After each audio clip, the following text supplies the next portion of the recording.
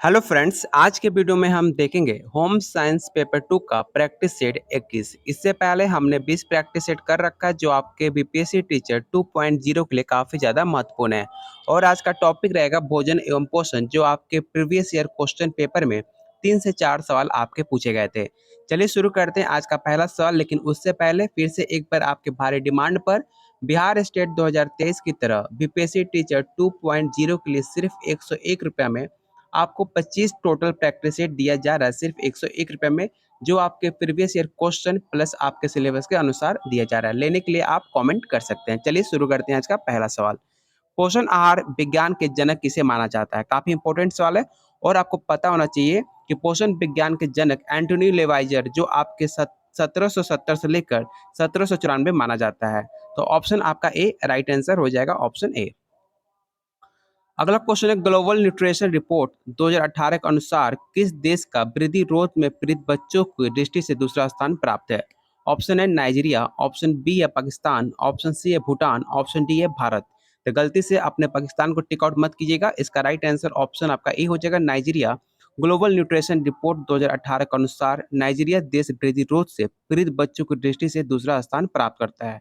तो ऑप्शन आपका ए right answer हो जाएगा। अगला क्वेश्चन है, कौन सा भोजन या भोजनों का संयोजन अच्छी गुणवत्ता का प्रोटीन उपलब्ध कराता है?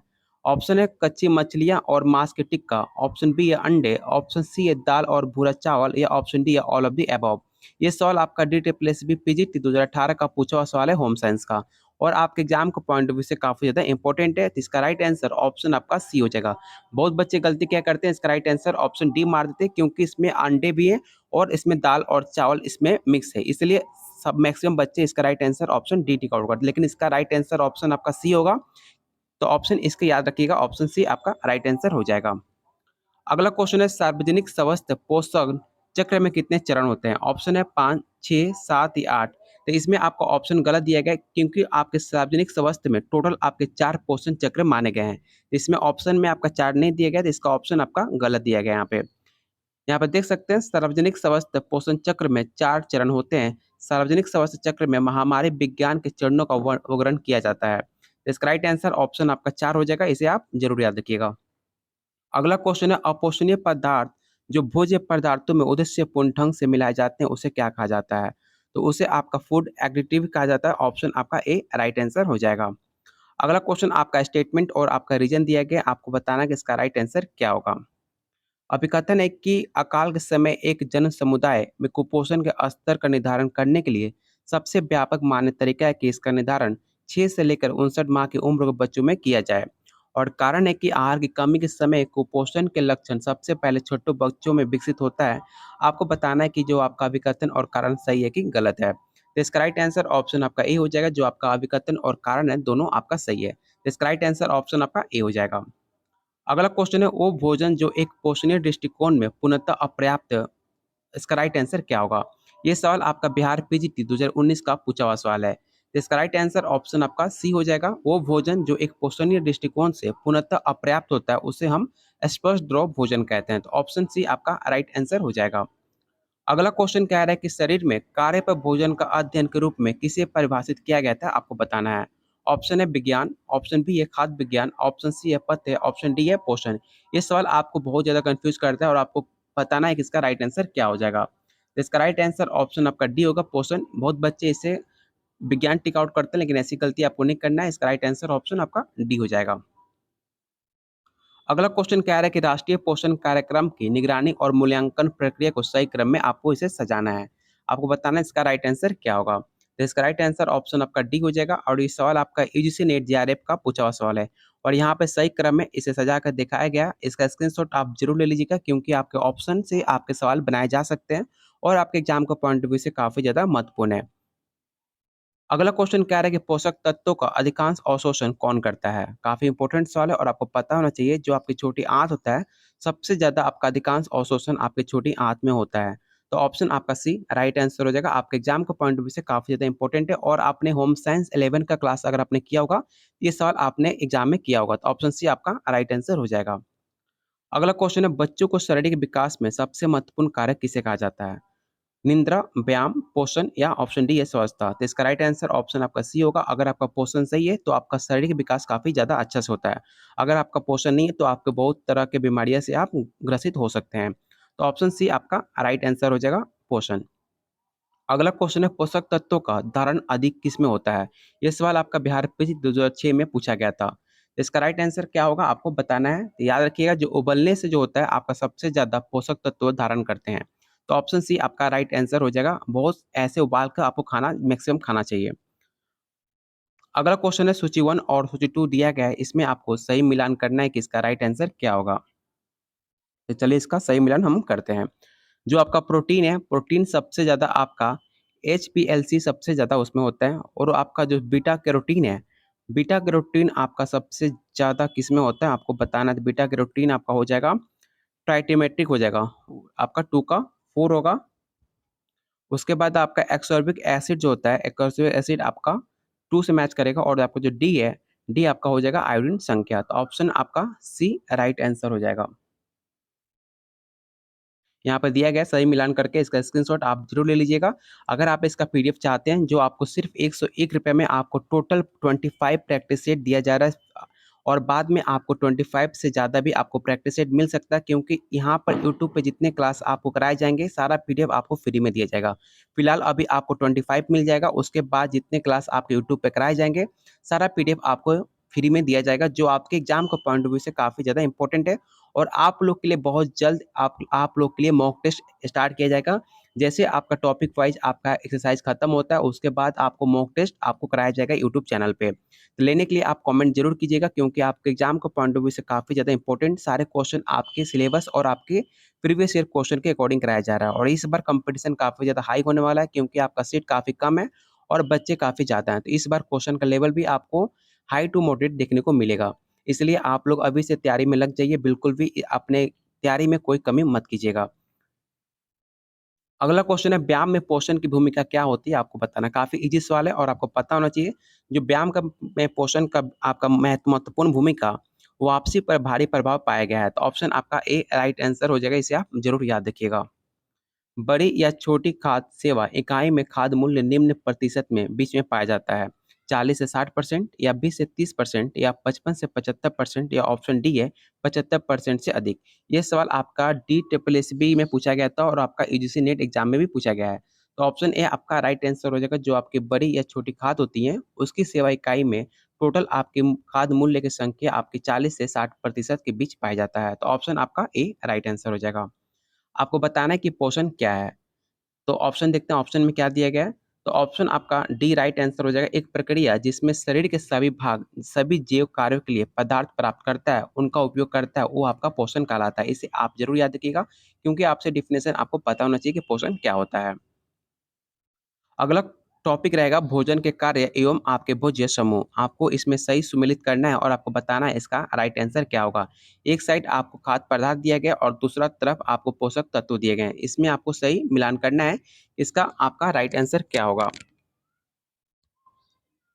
अगर इसका राइट आंसर देखा जाए तो इसका राइट आंसर ऑप्शन आपका डी होगा। यहाँ पे सही मिलान करके दिया गया है क्योंकि यहाँ पे क्वेश्चन अगर जूम करने पे क्वेश्चन और ऑप्शन छुप जा रहे हैं, तो इसलिए इसका आंसर आपको दिखाया जा रहा है कि इसका आंसर आपका डी हो जाएगा। यहाँ पर देख सकते हैं जो आपकी हरी पीली सब्जी होती है वो आपके पोषक तत्व और आयरन एक्सर्बिक एसिड उसमें पाए जाते हैं। जो आपके दूध होते हैं और दूध से मिलने वाले जितने आपके पदार्थ होते हैं उसमें आपका कैल्शियम और फास्फोरस प्रोटीन और विटामिन आपके पाए जाते हैं। और जो आप ब्रेड आटा खाते हो उसमें सबसे ज़्यादा आपका कार्बोहाइड्रेट और फाइबर होते हैं जो आपके थायमीन और नियासिन और उसमें आयरन शामिल होता है। और आपका संतरा, टमाटर, अंगूर और पत्ता गोभी में आपको पता होना चाहिए उसमें आपका एक्सॉर्बिक एसिड देखने को मिलता है। तो इसका राइट आंसर ऑप्शन आपका डी हो जाएगा। इसका स्क्रीनशॉट आप जरूर ले लीजिएगा क्योंकि हर ऑप्शन से एक सवाल आपका एग्जाम में पूछा जा सकता है। तो ऑप्शन डी आपका राइट आंसर होगा। अगला क्वेश्चन आपसे फिर से सूची 1 और सूची 2 दिया गया है। एक साइड आपका खाद्य संयुगित दिया है और दूसरी तरफ आपका कार्य दिया गया है। आपको इसका सही मिलान करना है। इसका राइट आंसर ऑप्शन आपका डी हो जाएगा। और करंट में सवाल ये पूछा गया है यूजीसी नेट और 2020 और 21 में दोनों बार पूछा गया है। तो इसका राइट आंसर ऑप्शन आपका डी हो जाएगा। इसका भी स्क्रीनशॉट आप जरूर ले लीजिएगा। अगला क्वेश्चन आपसे कह रहा है कि भोजन के गैर पोषणीय घटक कौन-कौन से होते हैं? ऑप्शन है रेशे और रफेज, ऑप्शन बी है जल, या ऑप्शन सी है वन यौगिक, या ऑप्शन डी है ऑल ऑफ द अबव। ये सवाल को आप इंपॉर्टेंट टेक आउट कीजिएगा, क्योंकि आपसे ये सवाल आपके बिहार स्टेट 2019 में पूछा गया था। तो इसका राइट आंसर ऑप्शन आपका डी हो जाएगा, ऑल ऑफ द अबव। आपके रेसे और रफेज जल, वन यौगिक आदि भोजन के गैर पोषणीय घटक माने जाते हैं, जो आपके फलों और सब्जियों में बहुत सारे गैर पोषक तत्व होते हैं। तो ऑप्शन आपका डी राइट आंसर हो जाएगा, ऑल ऑफ द अबव। अगला क्वेश्चन है ट्राइडाजिल टेस्ट निम्न में किससे संबंधित है? याद रखिएगा, जो आपका ट्राइडाजिल टेस्ट होता है वो आपके भोजन के ज्ञानेंद्रिय मूल्यांकन से संबंधित होता है। तो इसका राइट आंसर ऑप्शन आपका ए हो जाएगा। अगला क्वेश्चन कह रहा है कि भोजन शरीर में निम्न में कौन सा कार्य करता है, आपको बताना है। काफी इजी सवाल है और आपको पता होना चाहिए, जो आपका भोजन शरीर में बहुत सारे कार्य करता है, जैसे शारीरिक कार्य, सामाजिक कार्य, और आपका ऑप्शन सी है मानववैज्ञानिक कार्य। इसका राइट आंसर ऑप्शन आपका डी हो जाएगा, ऑल ऑफ द अबव आपका राइट आंसर होगा। अगला क्वेश्चन आपका स्टेटमेंट और आपका रीजन दिया गया है, आपको बताना है इसका राइट आंसर क्या होगा। ऑप्शन है एंटीऑक्सीडेंट्स के उत्तम साधन वाले खाद्य पदार्थ ग्रहण करने से कैंसर होने की संभावना काफी कम हो जाती है, और कारण है कि एंटीऑक्सीडेंट्स रक्त प्रणाली में बहने वाले फ्री रेडिकल्स का निष्प्रभावी कर देते हैं। इसमें ऑप्शन देखते हैं, ऑप्शन क्या कह रहा है। तो इसका ऑप्शन आपका राइट आंसर ऑप्शन ए हो जाएगा। ए और आर दोनों सही है, मतलब आपका जो अभिकथन है और आपका कारण जो दिया गया है उसमें दोनों कथन आपका सही है। तो ऑप्शन ए आपका राइट आंसर हो जाएगा। अगला क्वेश्चन है इनमें से कौन सी विधि व्यक्ति के पोषण स्तर का आकलन नहीं करता है? 24 घंटे बाद विधि, या ऑप्शन बी है उम्र अनुसार लंबाई, ऑप्शन सी है जैव रासायनिक विधि, या ऑप्शन डी है रचना विधि। तो इसका राइट आंसर यहाँ पे देख सकते हैं, आयोग ने इस प्रश्न का उत्तर सभी को सही माना है, मतलब आपके जो व्यक्ति का पोषण स्तर का आकलन कोई इसमें से नहीं कर सकता, इसलिए इसका राइट आंसर ऑप्शन आपका सब हो जाएगा। सारे क्वेश्चन ऑप्शन आपके राइट आंसर है।